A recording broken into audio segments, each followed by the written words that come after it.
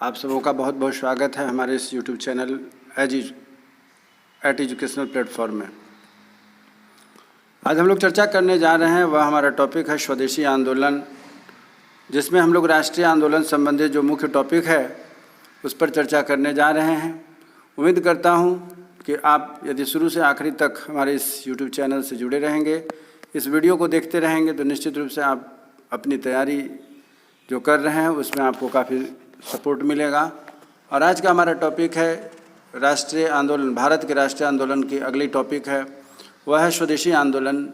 कब हुआ, क्यों हुआ, कैसे हुआ और उसके क्या परिणाम हुए। तो बिना समय बिताए अपने टॉपिक के मुख्य बातों पर हम लोग आते हैं, जो बीपीएससी की एक महत्वपूर्ण टॉपिक है। 1 to 5 के लिए इस टॉपिक को रखा गया हुआ है। स्वदेशी आंदोलन, भारत के राष्ट्रीय आंदोलन के जो मुख्य भाग हैं उस पर हम लोग चर्चा करने जा रहे हैं। आप यहाँ से देखना शुरू करें कि क्या यहाँ पर मिल रहा है। 1905 में बनारस में कांग्रेस का अधिवेशन हुआ और उस अधिवेशन की अध्यक्षता गोपाल कृष्ण गोखले साहब ने किया था। 1905 में बनारस में कांग्रेस का अधिवेशन हुआ जिनकी अध्यक्षता गोपाल कृष्ण गोखले ने की थी। इस प्रकार आगे बढ़ते हैं कि 1906 में कलकत्ता में कांग्रेस का अधिवेशन हुआ। कांग्रेस का अधिवेशन अगला अधिवेशन हुआ जिसकी अध्यक्षता दादा भाई नौरोजी ने की थी। 1905 में जो हुआ उसमें बनारस में हुआ, जिसकी अध्यक्षता गोपाल कृष्ण गोखले ने की थी। और 1906 में यह जो अध्यक्षता हुई अधिवेशन की, उसकी अध्यक्षता दादा भाई नौरोजी ने की थी। 1907 ईस्वी में पुनः जो है कि कांग्रेस की मीटिंग हुई सूरत में। कांग्रेस की जो अधिवेशन हुई उसमें रास बिहारी बोस को अध्यक्ष बनाया गया था। सूरत में कांग्रेस की जो अधिवेशन हुई उसमें रास बिहारी बोस को अध्यक्षता बनाई गई थी, अध्यक्षता में हुई थी। यहाँ पर दो गुट निकल कर के सामने आए, एक का नाम था नरमपंथी और दूसरे का नाम था चरमपंथी। नरमपंथी को नरम ही रखा गया, चरमपंथी को कहीं कहीं पर आप गरमपंथी के रूप से भी जानते हैं। इनके बीच मतभेद होकर जाने के कारण यहाँ पर नरमपंथी और गरमपंथी के बीच में जो मतभेद हो जाने के कारण यहाँ पर कांग्रेस का विभाजन हो जाता है और कांग्रेस दो भागों में बट जाती है। इसी तरह आगे बढ़ते हैं तो बंगाल के विभाजन के बारे में अभी हम लोगों को पढ़ने को मिलता है। बंगाल का विभाजन के निर्णय की घोषणा 19 जुलाई 1905 को भारत के तत्कालीन वायसराय लॉर्ड कर्जन ने किया था। यह बहुत ही महत्वपूर्ण क्वेश्चन है, हमेशा आपको परीक्षा में पूछी जाती है, जीके में भी पूछा जाता है। और साथ ही साथ यहाँ राष्ट्रीय आंदोलन की बात हो रही है तो उसमें भी हम लोग पढ़ रहे हैं कि बंगाल विभाजन के निर्णय की घोषणा 19 जुलाई 1905 को भारत के तत्कालीन वायसराय लॉर्ड कर्जन के द्वारा किया गया था। आगे बढ़ते हैं और क्या मुख्य बातें हैं। इस का उद्देश्य क्या था, जो विभाजन हुई उसका मुख्य उद्देश्य क्या था विभाजन का, तो उसका उद्देश्य था हिंदू और मुसलमानों की एकता को तोड़ना। अभी ऊपर में हम लोगों ने पढ़ा कि बंगाल विभाजन हुआ, उसका मुख्य उद्देश्य था कि उस समय जो देश में हिंदू मुसलमानों के बीच जो एकता थी उसको तोड़ करके कुछ कमज़ोर करने का इसका मुख्य उद्देश्य था, जिसमें हिंदू और मुस्लिमों की एकता को तोड़ करके कमज़ोर करना था। वायसराय थे लॉर्ड कर्जन। और आगे बढ़ते हैं, यह लागू 16 अक्टूबर 1905 को हुई, जिससे कि दो भागों में बंगाल टूट गया। एक का नाम था पश्चिमी बंगाल और दूसरे का नाम था पूर्वी बंगाल। पश्चिमी बंगाल जो टूट करके निकला उसमें से बंगाल, बिहार और उड़ीसा 3 राज्य निकल करके सामने आए। वो हिंदू बहुल या यूँ कहें कि हिंदू जनसंख्या बहुल्यता वाले क्षेत्र थे। और पूर्वी बंगाल का जो हिस्सा टूट गया वह चला गया पूर्वी बंगाल तथा आसाम। इसमें मुसलमानों की संख्या ज़्यादा थी, इसे मुस्लिम बहुल क्षेत्र कह दिया गया। और इस प्रकार से बंगाल दो भागों में टूट गया, एक पश्चिमी बंगाल और पूर्वी बंगाल। पूर्वी बंगाल में 3 राज्य निकल गए, बंगाल, बिहार और उड़ीसा, तथा पश्चिमी बंगाल में 2 राज्य निकल गए, पूर्वी बंगाल एवं आसाम। 16 अक्टूबर 1905 को शोक दिवस के रूप में मनाया जाता है। 16 अक्टूबर 1905 को शोक दिवस के रूप में मनाया जाता है।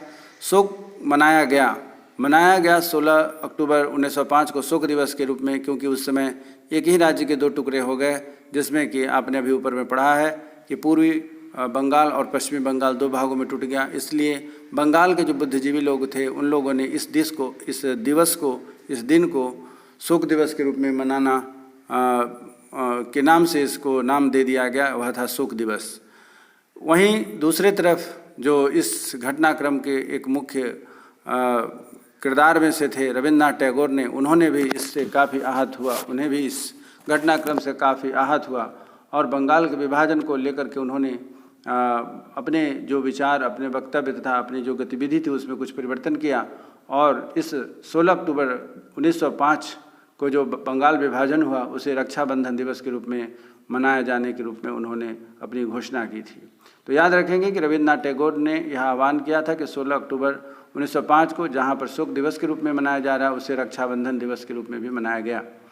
उन्होंने अपनी गीत आमार सोनार बांग्ला जो उनके द्वारा लिखे गए प्रसिद्ध गीत था, उन्होंने बंगाल के विभाजन को लेकर के बहुत ही मार्मिक इस गीत को लिखा था, जिसे बाद में बांग्लादेश बनने के बाद वहाँ के राष्ट्रीय गान के रूप में आमार सोनार बांग्ला को स्थान दिया गया। तो यह सब मुख्य बातें थी जो कि बंगाल से जुड़ा हुआ था, जो कि बंग भंग जिसे हम कहते हैं उससे जुड़ा हुआ था। आगे बढ़ते हैं। 1906 में कुछ घटनाएं हुई, वह भी आंदोलन का ही एक हिस्सा था। इसमें मुस्लिम लीग की स्थापना हुई।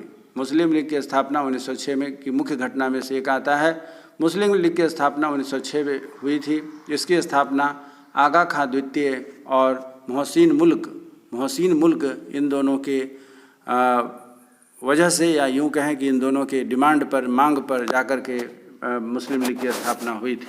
बंगाल के विभाजन ने सांप्रदायिक विभाजन को जन्म दे दिया, अर्थात हिंदू और मुसलमानों के बीच जो है संघर्ष स्टार्ट हो गया। बंगाल के विभाजन में सांप्रदायिक विभाजन को जन्म दे दिया। 30 दिसंबर 1906 को, ध्यान रखेंगे, 30 दिसंबर 1906 को ढाका के नवाब आगा खां और नवाब मोहसिन उल मुल्क के नेतृत्व में भारतीय मुस्लिमों के अधिकार की रक्षा के लिए मुस्लिम लीग की गठन की गई। प्रश्न यहाँ उठता है कि मुस्लिम लीग की स्थापना क्यों की गई? तो बंगाल के विभाजन ने सांप्रदायिकता को जन्म दिया। 30 दिसंबर 1906 को ढाका के नवाब आगा खां और नवाब मोहसिन अल मुल्क के नेतृत्व में भारतीय मुस्लिमों के अधिकारों की रक्षा के लिए मुस्लिम लीग की जो है कि गठन की गई। मोहम्मद अली जिन्ना जो कि पाकिस्तान के पहले प्रधानमंत्री थे, मोहम्मद अली जिन्ना ने 1913 में मुस्लिम लीग में शामिल हुए थे। मोहम्मद अली जिन्ना 1913 में मुस्लिम लीग में शामिल हो गए थे। इसी प्रकार है कि अगला पॉइंट जो इससे बनता है मुस्लिम लीग के बाद 1906 की मुख्य घटना में यह घटना है, वह यहाँ आप देख रहे हैं जो दो मुख्य और घटनाएं हैं आपके पास। दक्षिण अफ्रीका में अहिंसा आंदोलन को चिन्हित करने के लिए महात्मा गांधी ने शब्द सत्याग्रह का प्रतीक के रूप में इस्तेमाल किया था। आपका प्रश्न बनता है कि सबसे पहले सत्याग्रह शब्द का प्रयोग कहाँ किया गया था? तो आप गलती नहीं करेंगे कि उसके बारे में आप कह दें कि यह भारत में हुआ था। यह आपको जानकारी में होनी चाहिए कि अहिंसा के लिए जो शब्द का प्रयोग किया गया अहिंसक आंदोलन के लिए, उसके लिए महात्मा गांधी ने सबसे पहले 1906 में ही इस शब्द का प्रयोग दक्षिण अफ्रीका में किया था और उसका नाम दिया गया था सत्याग्रह।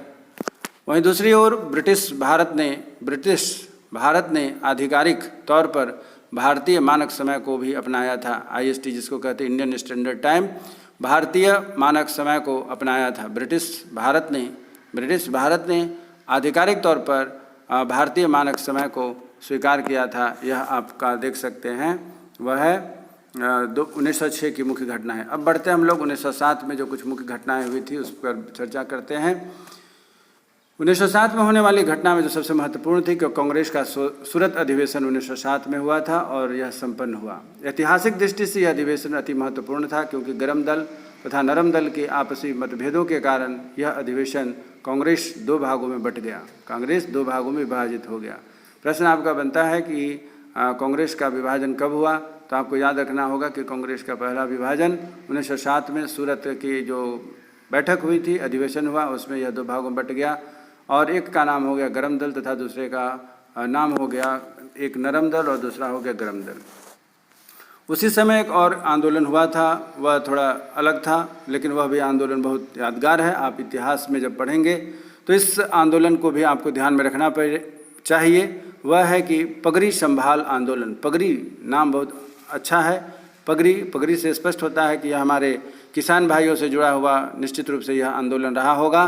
तो पगड़ी संभाल आंदोलन यह एक सफल किसान आंदोलन था जिसने वर्ष 1907 में ब्रिटिश सरकार की कृषि संबंधी 3 कानून को रद्द करने के लिए विवश कर दिया था। फिर से सुनिएगा, यह एक सफल किसान आंदोलन था। याद रखेंगे कि पगड़ी संभाल का मतलब है कि किसान आंदोलन से कहीं ना कहीं इससे लोग जुड़े हुए हैं, जिसने सरकार के 1907 में ब्रिटिश सरकार की कृषि संबंधी 3 कानून को रद्द करने के लिए विवश कर दिया था। इस आंदोलन को शुरू करने वाले सरदार अजित सिंह थे। इस आंदोलन को शुरू करने वाले सरदार अजित सिंह थे, जिन्होंने दिल्ली में चल रहे विरोध प्रदर्शन से संसद के द्वारा पारित थे। दिल्ली में जो पिछले साल 2022 में दिल्ली में चल रहे विरोध प्रदर्शन में संसद द्वारा पारित कृषि कानून को 2022 में वापस लिया गया था, जिससे कि सरकार को इतनी मजबूर कर दी गई थी इनके आंदोलन के माध्यम से कि सरकार को भी अपने देश में वर्तमान में चल रहे कृषि कानून को वापस लेना पड़ा था एक लंबे संघर्ष के बाद। चलिए आगे बढ़ते हैं। आगे है कि जब कांग्रेस का विभाजन हुआ, जैसा कि मैंने अभी आपको ऊपर में बताया है, जब इसका विभाजन हुआ तो यह 2 वर्गों में बट गया। एक था नरम दल या उदारवादी पंथ जिसका नाम था, और दूसरा नाम था गरम दल।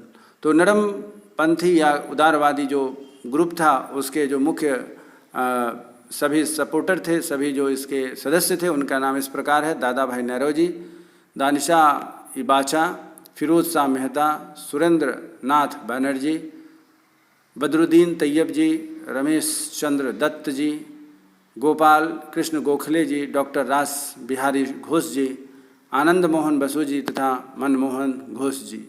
तो ये सभी नरम दल या उदारवादी दल के जो सदस्य थे, जिसके बारे में हम लोगों ने पढ़ा, यह कुल 10 सदस्य हैं।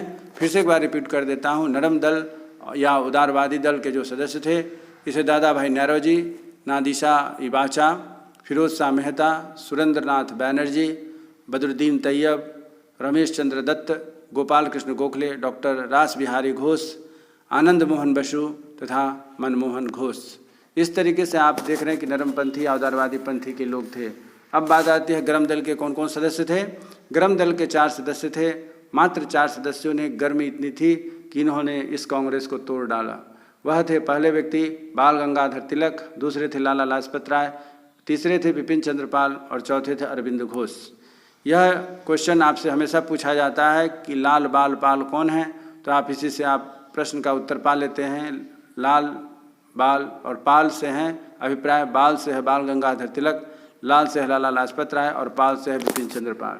तो इस प्रकार गरम दल के ये 4 सदस्य थे जिन्होंने कांग्रेस के विभाजन में, और नरम दल के जो 10 सदस्य थे उन्होंने कांग्रेस के विभाजन में भरपूर सहयोग दिया और कांग्रेस विभाजित हो गई। अब चलिए आगे बढ़ते हैं हम लोग। 1908 में होने वाले जो मुख्य घटना थी उस पर भी हम लोग थोड़ा ध्यान देते हैं। 1908 में जो आंदोलन हुआ था, 8 जून 1908 को खुदीराम बोस को कैनेडी तथा उसकी बेटी की हत्या के जुर्म में अदालत में पेश किया गया था और 13 जून को उन्हें मौत की सज़ा सुना दी गई थी। उसके बाद 11 अगस्त 1908 को उन्हें फांसी पर चढ़ा दिया गया था। यह आपको मुजफ्फरपुर में ही दिया गया था। आप इसको जानते होंगे, नहीं जानते हैं तो जान लीजिए। इन्हें फांसी की सज़ा मुजफ्फरपुर में ही दी गई थी और उस समय उनकी उम्र मात्र 18 वर्ष की थी, जो सबसे कम उम्र के शहीद के रूप में जाने जाते हैं। एक बार फिर से मैं रिपीट करता हूँ। 8 जून 1908 को खुदीराम बोस को कैनेडी तथा उसकी बेटी की हत्या के जुर्म में अदालत में पेश किया गया और 13 जून को उन्हें मौत की सज़ा सुनाई गई। इसके बाद 11 अगस्त 1908 को उन्हें फांसी पर चढ़ा दिया गया और उस समय उनकी उम्र मात्र 18 वर्ष की थी, जो सबसे कम उम्र के शहीद के रूप में उन्हें जाना जाता है। और 1908 में एक और महत्वपूर्ण घटना हुई थी कि देशद्रोह के आरोप में तिलक को 6 साल की कारावास की सज़ा दे दी गई थी। देशद्रोह के आरोप में तिलक से अभिप्राय लोकमान बाल्य गंगाधर तिलक की बात हो रही है, उन्हें 6 साल की कारावास की सज़ा दे दी गई थी। तो इस प्रकार मित्रों, अभ्यर्थियों, परीक्षार्थियों ने आपने देखा होगा कि यह हमारा भारतीय राष्ट्रीय आंदोलन का पार्ट 2 है, जिसमें हमने 1908 तक की होने वाले राष्ट्रीय आंदोलन के बारे में चर्चा किया है। इसके बचे हुए भाग को हम लोग अगले एपिसोड में ध्यान देते हैं और कौन कौन सी मुख्य घटनाएं हैं जो हमारे परीक्षा के लिए बहुत ही उपयोगी होगा भारतीय राष्ट्रीय आंदोलन का। उम्मीद करता हूं कि आपको अच्छा लगा होगा। यदि आपको हमारा यह प्रयास, हमारा यह वीडियो आपको अच्छा लगे तो निश्चित रूप से हमारे चैनल को सब्सक्राइब करें, लाइक करें, शेयर करें तथा कमेंट्स अधिक से अधिक मात्रा में जिससे कि मुझे यह लगे कि आपने हमारे वीडियो को देखा तथा आप इसे पसंद कर रहे हैं। कहीं कमी हो तो निश्चित दर्शाएं, आपकी कुछ क्वेरी हो तो वह भी दर्शाएं। अपने कमेंट्स के माध्यम से। उम्मीद करता हूं कि हमारी आपकी मुलाकात फिर एक नए वीडियो में नए विषय वस्तु के साथ होगी। तब तक आप स्वस्थ रहें, मन लगा करके तैयारी करें। हम आप सबों से अलविदा लेते हैं। तब तक के लिए जय हिंद, जय भारत।